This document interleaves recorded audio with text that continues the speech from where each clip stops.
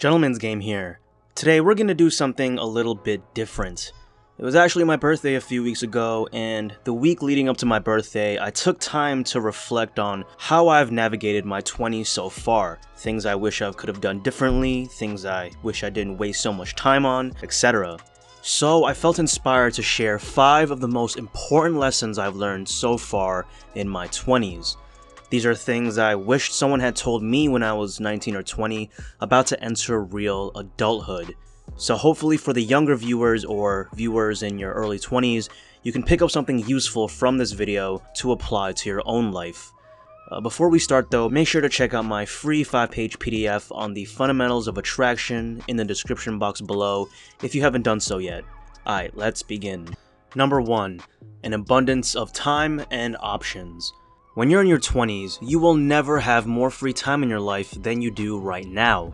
Chances are you most likely don't have a kid yet or a mortgage to pay off. You might have a job that you need to devote 8 hours to every day, but once you're off the clock, you probably have lots of free time. Or at least lots of free time relative to how little time you'll have in your 30s and 40s. I want you to think of time as a river. Sounds like a cheesy Eastern proverb, but it's a good analogy. When you're born, you start out by the shore, ready to sail into the waters, and as you go through school and learn how to make friends and be social, you're starting to venture out into the waters a bit more as the flow of the river pushes you further and further away from the shore. And eventually, when you're in your 20s, you're at a very unique spot in the river. It's too far from the shore that you can't swim back, and the river's current is only pushing you further and further away. But you're still very, very far away from the end of the river, so you have the decision of how you're going to sail your boat, right? Like which direction you want to swim towards for the remainder of your life. Thing is, when you're in your 20s, you have so much time. Again, you will probably never have as much time and energy as you do now, so take advantage of it. How do you want to set yourself up for the rest of your life, right? What skills do you want to learn? What kind of a dating life do you want? What countries do you want to visit before you die? All of these are questions you need to reflect on and then direct your time and energy into solving. When you're this young, the options are truly endless, right? It's like that quote, you can do anything, but not everything. So take advantage of your abundance of time and gain experiences. If there's a time in your life to be selfish, it's now, in your 20s. Number 2, take more risks and L's. If there's one thing I'm really grateful I did in my early 20s, it was that I took lots and lots of L's, or losses. I lost tens of thousands of dollars trying to build my first 2 businesses. I worked at miserable, soul-crushing jobs for years after school before finding my path. I would go to clubs with my buddies, and sometimes I'd not only get rejected by girls, but I'd get completely embarrassed. Like I remember one time this girl literally gave me a look like, you're kidding, right? Before she sipped her drink and just walked away. Those rejections, those L's, hurt so much at the time. I'd feel defeated, frustrated, like was it even worth going out to improve my game if it was going to suck this much? Was it worth taking these painful rejections and having my self-esteem obliterated? The next morning I'd wake up, look at myself in the mirror and ask these tough questions. But almost always my answer was yes. Yes, it was worth taking all these risks, all these L's, because it made me tougher, it made me more resilient to adversity. And looking back, that was probably the single greatest decision I made, because through those early experiences of taking lots of risks, lots of losses, you learn to stop fearing failure. And once you stop being scared to fail, you gain a certain sense of freedom. The freedom of actually learning for learning's sake, not just trying to avoid failure. There's a great book I actually read about this, Failing Forward by John C. Maxwell. Basically, in the book, he talks about how when you take risks and fail, you have one of 2 choices. You can either take the failure personally, like you're inherently just not good enough, making you discouraged from trying again in the future, or you can choose the second option, which is to choose to interpret your failure as an opportunity for growth, seeing where you need to work on, etc. Going back to the same example as before, when I get a rejection from a girl these days, which will still happen by the way no matter how good you become, I brush it off easily. I learn to even find the humor in it, like, damn, that girl just shut me down. It's alright, her boyfriend wouldn't have liked it anyways if I made out with her. and then I just move on to the next one, the next shot, the next project, or the next whatever that you're scared to fail at.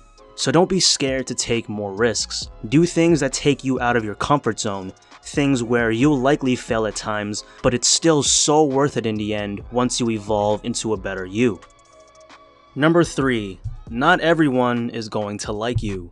From childhood through your teenage years, you're taught how to get along with people. You work on group projects, form study groups, join extracurricular organizations, maybe learn how to work your first job and be an obedient employee. During these formative years, you're encouraged to avoid confrontation. When a bully tries to bother you in school, you probably call on the teacher to take care of it instead of handling it yourself, for example. But once you become a grown adult, you quickly realize that you're gonna have to learn how to deal with difficult people. Because not everyone is gonna be reasonable, not everyone is gonna like you. And if you maintain that childlike desire to please everyone and avoid confrontation, you will be taken advantage of in some way. It's inevitable because there are some real jerks out there, and that's completely fine because you're not gonna like everyone back.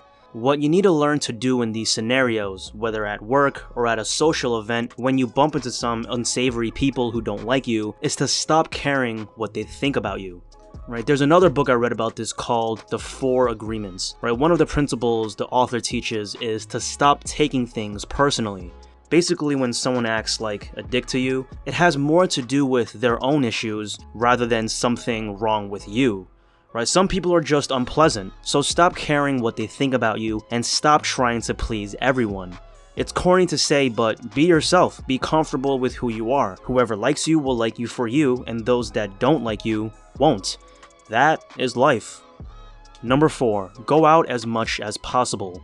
When you're in your 20s, there's never again going to be a time in your life where you'll have as much energy, time, and motivation to go out and meet people. The sad reality is, the older you get, the less you're gonna go out. It'll be harder and harder for you and your friends to get together as they get married, have kids, and buy a house. Your 20s are the time in your life where you can go out the most. Not that you can't go out in your 30s and beyond. Anyone who wants to improve in this aspect of their life still can, but generally it just isn't the same when you're older. So enjoy it while it lasts. Also, another reason I suggest to go out as much as possible in your 20s is because it's the best time to actually learn how to be comfortable and natural in these types of environments. A lot of my viewers tell me that they have some form of social anxiety. Well, the best way to overcome social anxiety is simply through exposing yourself to those sorts of social situations and to slowly desensitize yourself to the anxiety or those feelings of awkwardness. So if you do have social anxiety, you're gonna benefit so much more from learning to overcome that in your 20s so that you'll have the rest of your life to reap the benefits of learning those social skills. On the other hand, if you have social anxiety and you put off trying to overcome it until your 30s, it's only going to be harder and harder to do so as you get older and your brain gets more set in its ways. And when you do finally overcome social anxiety in your 30s, you'll have less time to actually reap the benefits. So don't put this off. Go out as much as possible in your 20s. Take social risks and learn to strike a conversation with a stranger. I'm not saying you have to go out every night, but once or twice a week is good. You'll be thanking yourself that you did, and you'll look back fondly on those years with nostalgia when you're older. Number 5, move out. Look, I get that millennials live with their parents on average way more compared to older generations. And you can blame this on a bunch of different reasons. Buying a house is more expensive than ever, the increase in salaries hasn't kept up with inflation, the student loan debt trap can feel like a shackle around your ankle, and so on and so forth. But with that being said, I still can't emphasize enough how important it is to experience living on your own at some point in your 20s. This is the age when you're supposed to learn how to be truly independent, to be self-sufficient. Truth is, women just aren't attracted to a 35-year-old man still living in his mother's basement. It's alright for a while, but at some point, you need to be your own man. I mean, think about it. Let's say you end up having the most amazing night out, meeting a beautiful girl who's super into you, down to come over and have fun, and then you take her back to your parents' house. Not exactly a turn-on for her. In my personal opinion, I think it's fine to stay at home until 25 or 26. I actually didn't move out until I was 24, but forcing yourself to find a way to survive on your own will be a powerful growth experience. It'll be stressful at times. There might be moments when you're questioning yourself if you made the right choice, if you should stick with it and learn to deal with the responsibility of living on your own, or move back in with your parents so that you can save some money and let them take care of you. But I promise that the lessons and life experiences you'll gain from moving out and being your own man or woman will transform you into a tougher, more resilient, more resourceful, and overall more mature and capable adult. If you put yourself in a situation where you don't get a chance to learn these skills until your 30s, the reality is by then you'll be behind the curve compared to your peers. So to summarize today, we talked about 5 things you need to know in your 20s, which are: Number 1, taking advantage of how much time and options you have. Number 2, taking more risks and L's. Number 3, not everyone is gonna like you. Number 4, go out as much as possible. And number 5, move out and be independent. If you enjoyed this video, do me a favor and give it a thumbs up. Next week, we'll be talking about types of women you should avoid. So make sure to subscribe and hit that notification bell so you don't miss out. And as always, peace.